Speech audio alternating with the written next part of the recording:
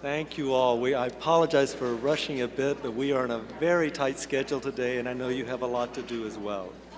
So thank you, and welcome everyone to our annual awards ceremony, a time when we come together each year to celebrate our collective achievements as well as the contributions of individuals, who make a difference on behalf of the presenting field. And this year's event is all the more special with an opportunity to remember and celebrate together Martin Luther King Jr. Day. Before we begin the festivities, I want to thank, once again, IMG Artists for continuing its sponsorship of our annual awards luncheon. Please, round of applause. Thank you. Please join me in viewing a brief video from IMG Artists in honor of their generous support.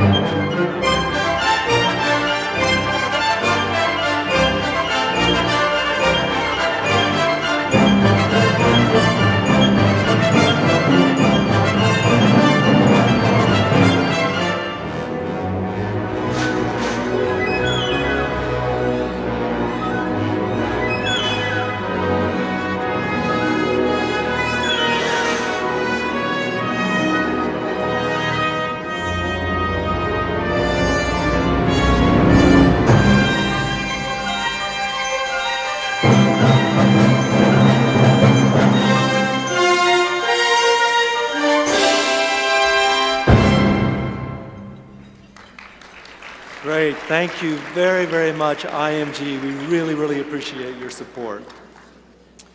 Because of this special opportunity to acknowledge the principles for which Dr. King fought, and to celebrate the eloquence of his presentation style and his ability to connect with audiences, we turn to a man whose grace is integral to both his talent and to his work as a spokesperson for humanitarian issues.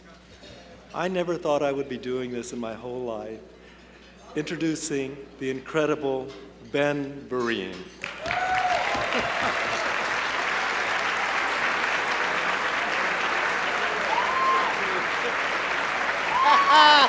Whoa! Thank you. Well, thank you. Thank you so much. I am so excited. Thank you. Thank you. God bless you. God bless you. It's Martin Luther King Day, so I guess they called on me. I only got 6 minutes, so I'm going to be talking pretty fast. Makers, what you are doing, why you are making Martin Luther King, you'd make him very proud. Why? Because you're standing up for the arts. You are. I walked in here and I got so excited because you're selling the arts. This is the mecca of spreading the arts throughout the world. You know how important you are. Do you know how important you are? Do you know? If you don't know makers, I will tell you. A child from Brooklyn, New York, one day looked up and said, "Come this way. The arts are waiting for you." That changed my life. You are changing the lives of billions of children. By you going into communities, it's not about just buying acts and buying shows. No, you're infiltrating the minds of your communities and making America and the world better. Why? Because of the arts. Now understand something. Understand something. In my Bible, I don't know what Bible you read, but my Bible says, in the beginning, God created.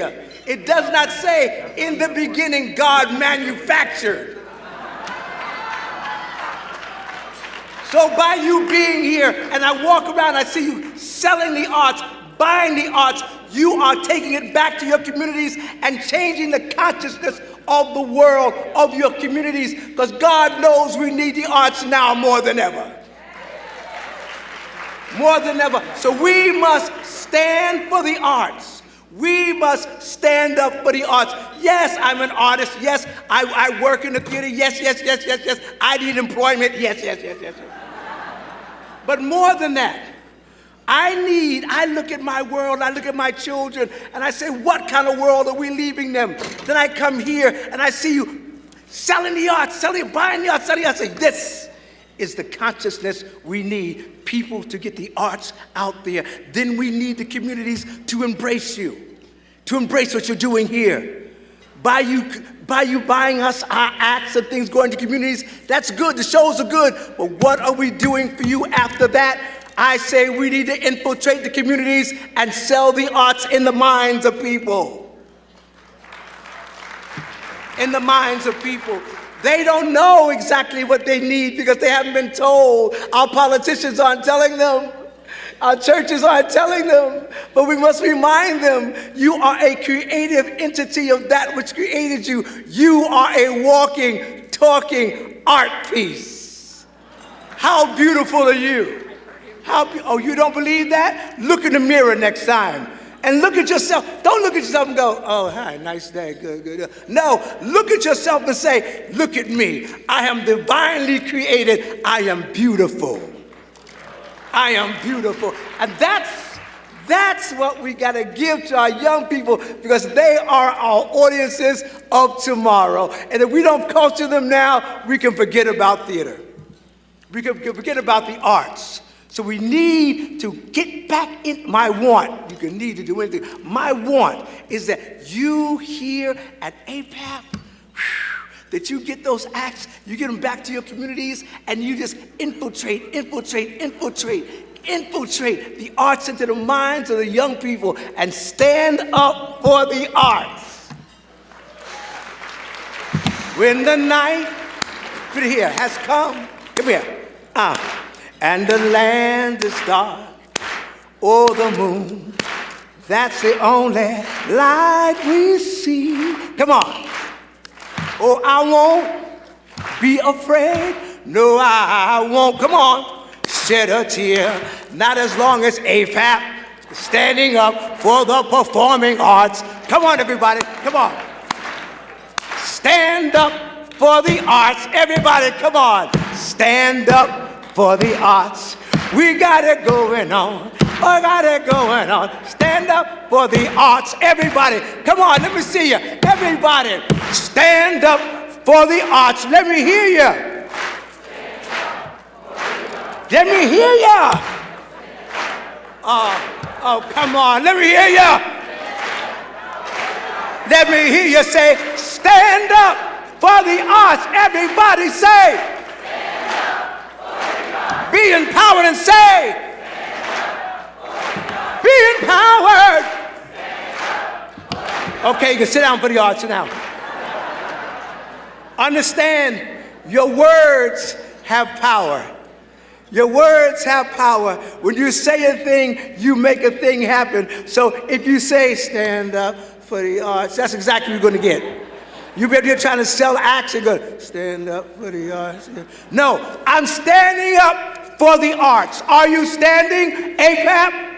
Are you standing? You're making Martin Luther King's life, his dream, a reality. Believe me, the arts is the only thing that's going to save us now.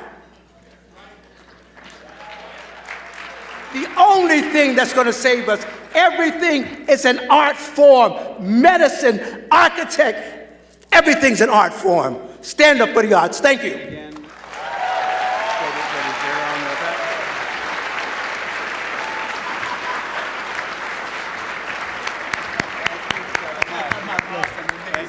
Can we have another round of applause for that amazing individual?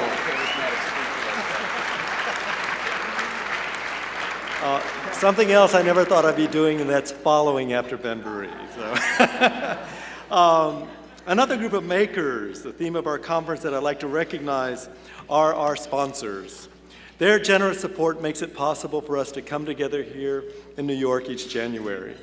So I believe we have some slides up. As you can see in the next two screens, we have a range of sponsors, old and new, who we thank for their vital contributions to ensure a successful annual conference. Our diamond and gold level sponsors, as well as the important contribution of our silver, bronze, and participating sponsors. Can I please have, and you know how important it is, an incredible round of applause for our sponsors.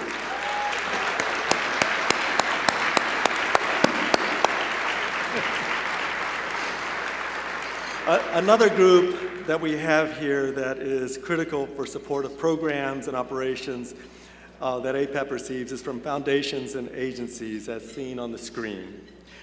Representatives from most of these organizations have joined us today, so can you please let them know how much they are appreciated?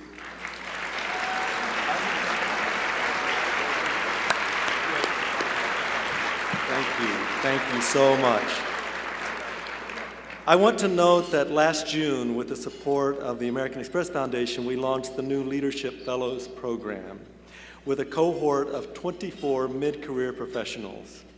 This is a 20-month intensive leadership development program co-led by Ken Foster, former chair of this board, who heads the Arts Leadership Program at the University of Southern California, and APAP's Vice President for Programs, Scott Stoner.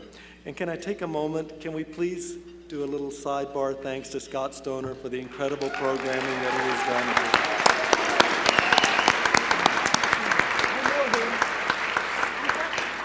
I believe that most of the fellows are with us today, and fellows, wherever you're sitting, would you please stand and be acknowledged? Let's see where you are. Where are they? There they are. Oh, they're mixed around the room, so thank you all. Thank you. They are a great group. We're pleased also with our continuing partnership with the Bolt Center for Arts Administration and the assistance of their students to document and evaluate that program. And finally, we have members of the APAP Artists Committee, which is new for us. They're here with us today. These are practicing artists from across our field who share with us their thoughts, ideas, and recommendations as we explore trends, issues, and opportunities that affect the arts presenting field. Would the members of the Artists Committee please stand and be recognized? So wherever you're sitting, thank you. Yes, amazing group. Thank you. Thank you. Thank you. I said you recognize her anyway. She's really easy to spot. And immediately following today's luncheon is an artist salon where our dear colleague Ella Bath, now at Mellon Foundation, will lead a conversation with members of the Artists Committee and those of you who can join us just down the hall. So again, to our sponsors, funders, committees, the APAP board members that are with us today, thank you all for your important contributions that are so necessary to help us advance and sustain the performing arts presenting field. Now, to continue the ceremony, I'm going to turn the podium over to the gentleman, the great gentleman, who keeps me and the organization on target, Mr. Michael Blatchley, our APAP board chair. Please welcome Michael.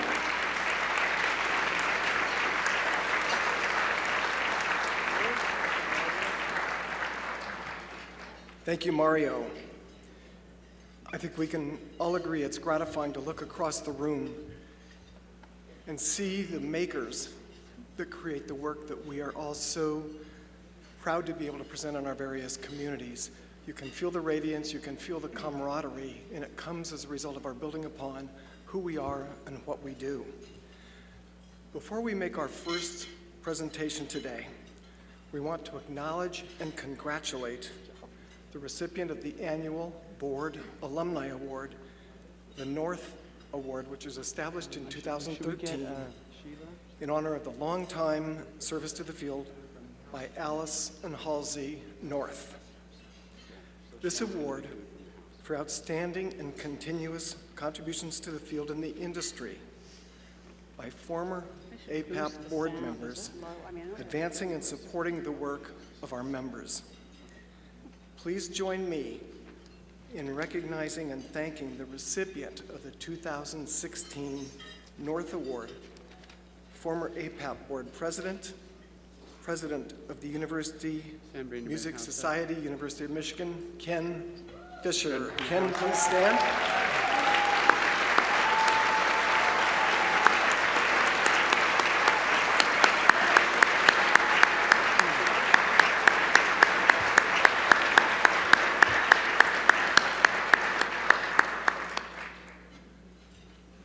I've had the privilege of being in 2 national conventions this week, and Ken has received an outstanding award at both of them. I think it's time we take him off the circuit. He has no room on his shelves. Each year, Ken purchases on behalf of the UMS, the Music Society, to support the William Dawson Endowment, a table at the awards luncheon in support of his contributions and his dedication to the field. Ken, thank you. I know you're eager to get to the main course, and in a moment we will do that and share conversation with each other at your table.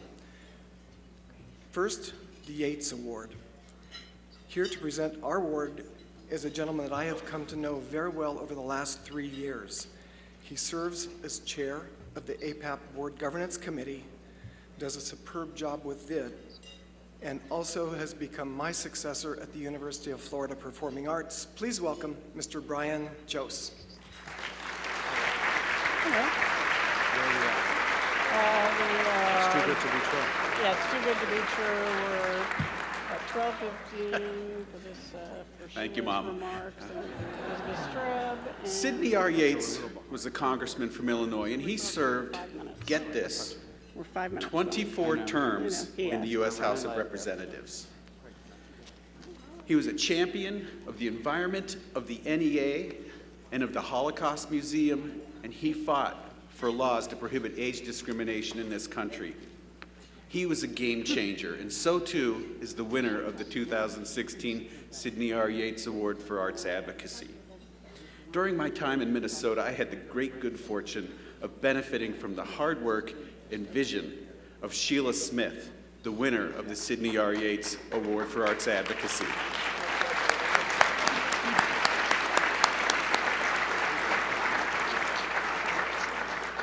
Now, I landed in Minnesota in those heady days of September 2008. And in addition to the dissolution of Lehman Brothers, we were also as a country deciding between another Illinois politician and the great senator from Arizona. And also in the state of Minnesota, we were in a pitched battle between Michelle Bachmann and her challenger Elwyn Tinklenberg.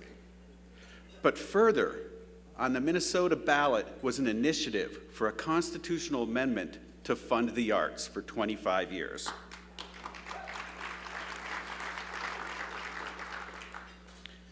So at the height of that economic Great Recession, with home values plummeting and unemployment rising, the citizens of Minnesota decided to tax themselves 3/8 of a cent, a tough sale at any time, but during that recession, they chose to take money out of their pockets, out of our pockets, to fund the arts, due to the great work of Sheila Smith. Now, Sheila, yeah, please.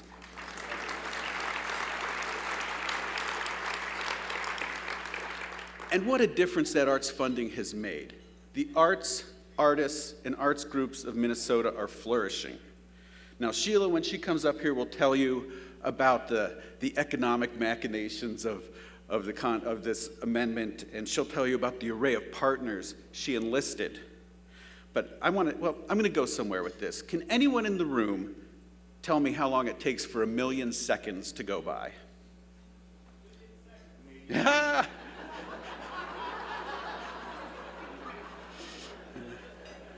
I should have seen it coming. 11 and a half days. How about 1,000,000,000 seconds? 32 years, right. Over the course of the 25 years of this amendment, the arts in Minnesota will reap $1.4 billion with the B dollars.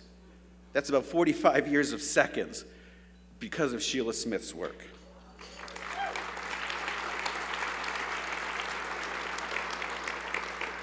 A dynamic leader that had the vision to modify the state's constitution to ensure the future of the arts for Minnesota.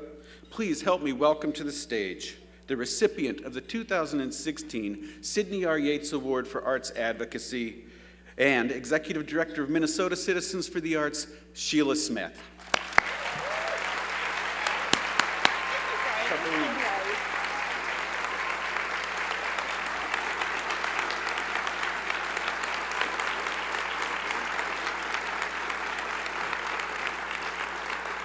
Thank you. Before I begin any remarks, I think you should consider giving next year's award to Ben Vereen. It was a stand up for the arts. Yeah, that's what it's all about, right? The passage of this constitutional amendment shows you the power of doing something absolutely crazy. Nobody believed this would pass.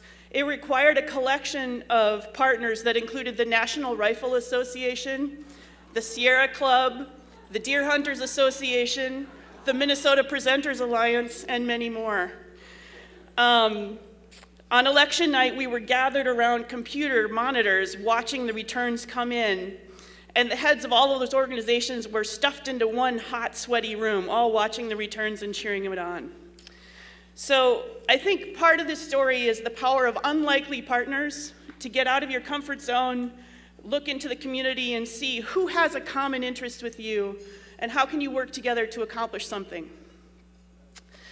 But truly, the award belongs to the thousands of heroes and over 300 arts and civic organizations that partnered together to pass this amendment, each of them bringing a different strength, whether it was a grassroots network or it was political expertise or it was the crazy passion of the hunting and angling community that made it happen. But my favorite part of it is that the passage of this amendment shows that in Minnesota, the arts are as important as the water we drink and the air we breathe.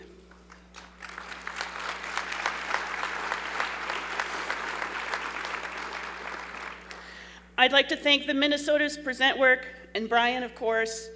And I'd like to urge all of you to come to Minnesota, maybe not this week, it's kind of cold this week, but come to Minnesota and enjoy our amazing arts community. And all of you presenters, please hire Minnesota artists. They'd love to come see you. And finally, I'd just like to urge you all to join your own statewide arts advocacy group, because we will never accomplish anything unless we work together as a community. There are so many people trying to divide us by so many fractures and different lines, particularly in this particular political season. And we're forgetting how powerful we can be when we stick together and work together and stand up for the arts. Thank you.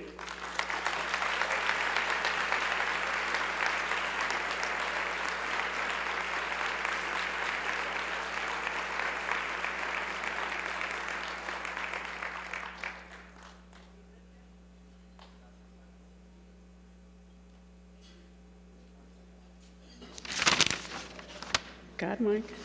There you go. Ladies and gentlemen, please welcome to the stage choreographer, action architect, and a member of APAP's Artist Committee, Elizabeth Streb.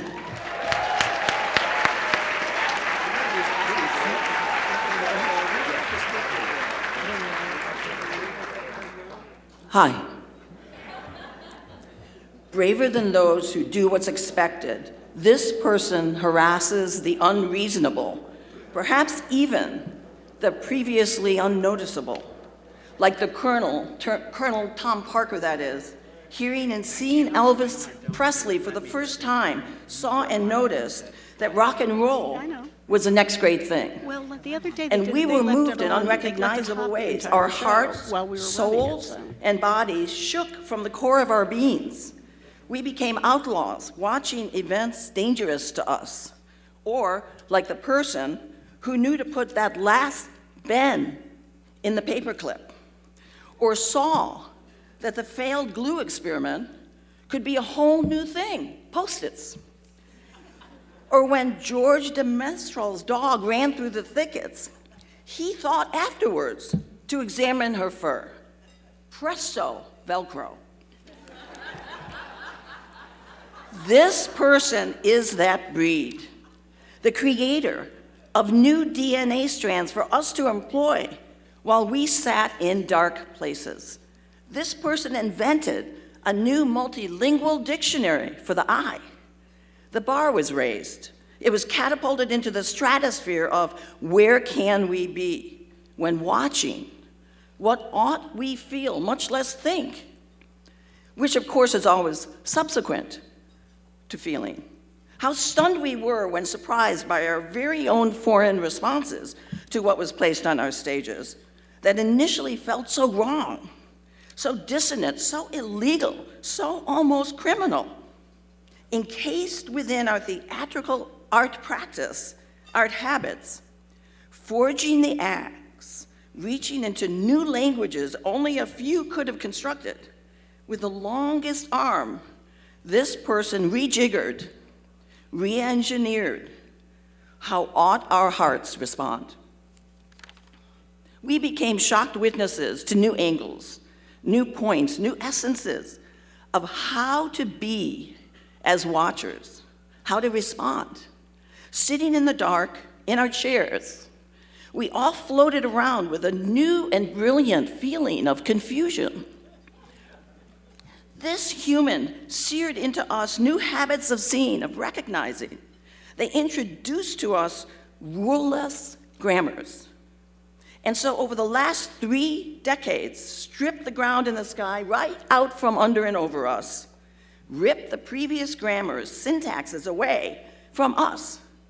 All this gave us a visceral shift in our anatomies, so that with new eyes, new ears, new corpuscles, it produced new capacities for noticing, rising beyond human wonder and sight. And we have been unwittingly led to new knowings, new landscapes, new topographies, new recognitions, new air patterns. They retuned our instruments after a bit of suffering on our parts. After all, Isaac Asimov said, the most exciting phrase to hear in science is not eureka, it's, That's funny. The thoughts we once confidently put one in front of the other began to lose their order, their logic, their former bossiness. The exorcism of the heretofore impossible to watch occurred secretly by the choices executed with this extraordinary vision in places formerly unreachable by thought, by eyes, by minds, and hearts and ears. We were without our words and sentences, and minus them we could not see or know.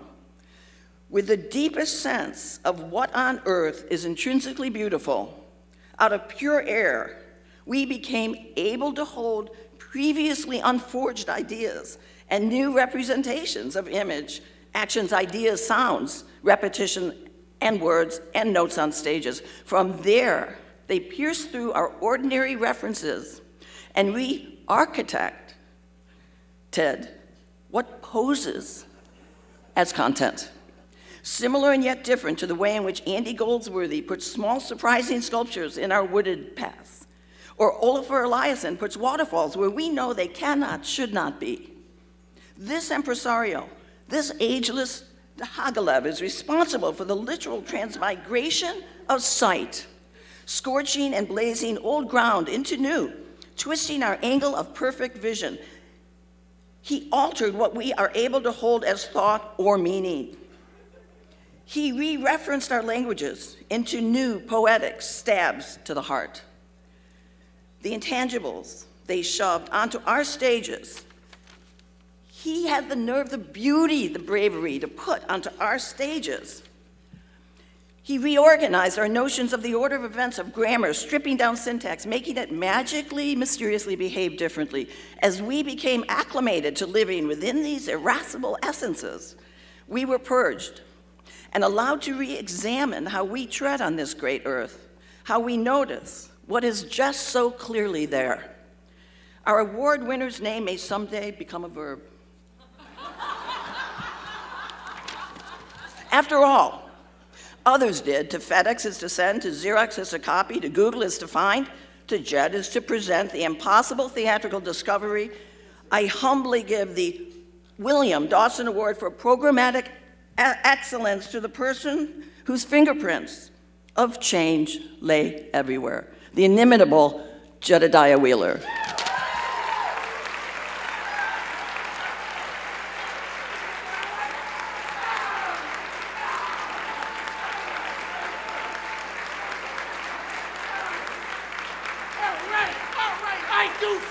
I can fly! I can fly! No, she flies. That girl flies. If you haven't seen her fly, you must see her fly. Oh, Ben Vereen, you have set a standard. I want to tell you, sir, you're an angel. You're an angel. Okay. Okay. You have no idea. Not one of you could possibly understand how deeply grateful I am for this award. It's just not possible. Collectively, there are too many, you could never get it. When I received the letter from Mario Garcia Durham, it said programmatic excellence. And I thought, okay, wow. And then it said, the killer, 40 years of programmatic excellence. And that took me apart. 40 years? What on earth was I thinking for 40 years? And then I realized what I was thinking was everybody in this room. Everybody in this room.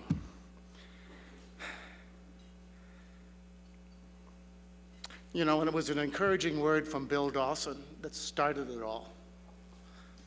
My beautiful and inspiring wife, Rita Putnam, the mother of our adorable, audacious, darling, and daring daughter, Daisy, told me about a job many years ago, working for a bunch of experimental theaters in New York. That was the name of the company, a bunch of experimental theaters.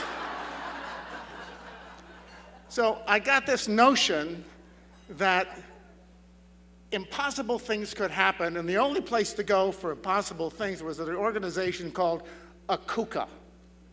So I signed up, I scraped together the money, and I joined. And I found myself standing at a table in a much smaller version of this hotel. And a man came up to me, looked me in the eye, looked at my table, looked at the stuff that I was offering, and said, "Welcome, good luck." And you know, he was absolutely right. There was no common sense sitting on that table, but there was tremendous creative aspirations, and I've always believed in them. And it's the power of this association to include and promote new ideas. And throughout those 40 years, it's never waned. This is the most inclusive, diverse association in our country. And it comes from the heart of each and every one of you and all the artists that you work with, whether you're agent, manager, producer, impresario, from the heart. And collectively, that's the strength of our work together. But I had to get some stuff done. I had to make some things happen. So I thought, well, I'm going to go around the country and look at different theaters and see what I can come up with and see who really wants to do the kind of experimental work that I was representing. And I found myself one day in Fort Collins, Colorado. And there was a brilliant young presenter there who had invited me to bring a postmodern dance company to Fort Collins, Colorado. But she was extremely embarrassed by this. Not the work, but the fact that the 4-H Club had commandeered the stage, and I was not going to be able to see the theater in which she wanted me to present the postmodern choreographer. And so she was very apologetic. Do you remember this, Colleen Jennings-Rogensack? Do you remember this? And she, begged forgiveness. But what she didn't realize is that I learned something, that animals on stage are magnificent. And that I wanted one day to be able to present an animal on a stage live. And that actually happened about 10 or more years later at Alice Tully Hall, where I offered a stallion in that wonderful chamber music theater as part of a festival called Serious Fun. My story is abundant with artists from around the world, tours, productions that I've done, people that I've worked with. But it's really the people that make the shows happen that this award is about. It's about those of us who believe in impossible thoughts, see things that other people don't see, work very hard to convince. It doesn't matter what the work is. It's something, everybody perceives what we do as a risk. It's not a risk. It's part of life. But we have to fight that barrier. So to paraphrase Senator Elizabeth Warren, no one produced or toured work in America by himself. I promise you, it takes more than one to do it. And there are a few people that I must acknowledge that are extremely important to me personally and that are important to all of us. It was Bill Lockwood. Some of you may remember Bill, irascible, amazing human being, but he invited me to create a festival at Alice Tully Hall at Lincoln Center. It was a huge risk. It turned out to be a wonderful opportunity for everybody. Then there's the incomparable Linda Brumbach. I mean, Linda, who knows what she was thinking when she read that classified ad in the New York Times? But she came knocking on our door and said, I want to work with you. And as you know, we're all a beneficiary of Linda Brumbach and the work that she's done. Thank you very much, Linda. The secret to the work that I do is production management. I depend totally on the aspirations of individuals who work on the stage and behind the stage.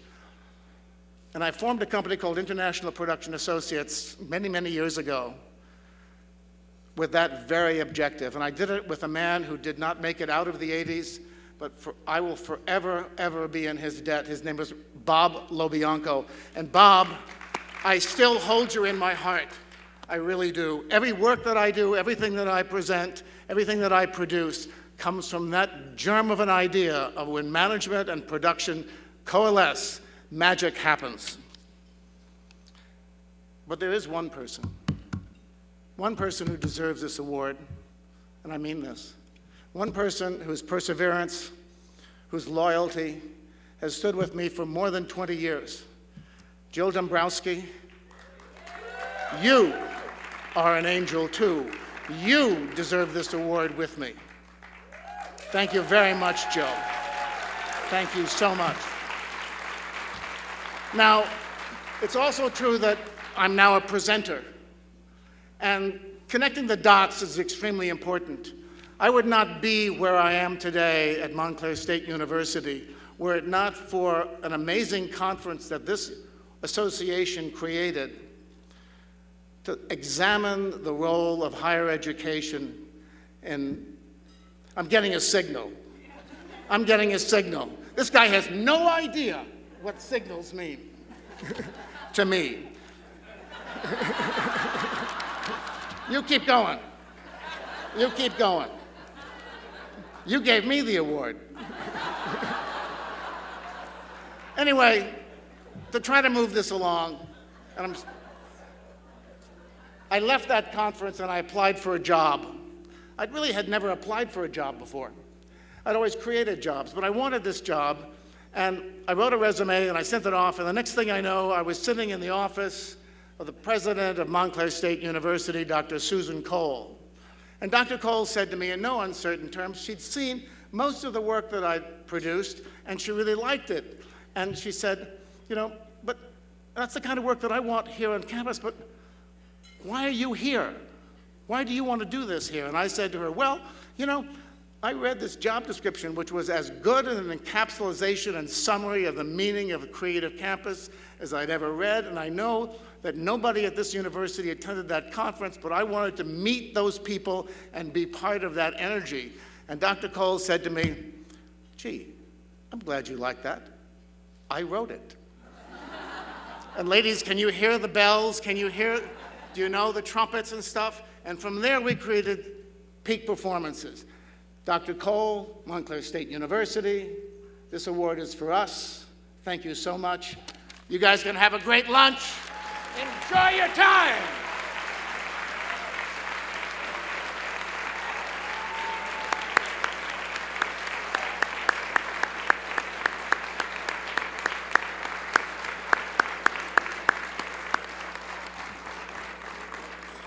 I'm one of the people that during my career did learn what signals mean to Jed. Ladies and gentlemen, nourish your bodies with food. In about 20 to 30 minutes, we'll be back to nourish your spirit with more awards. We are running a little bit over. We know you have commitments this afternoon, so we will be tightening down the lunch a little bit. Enjoy your meal, enjoy your conversation, and thank you.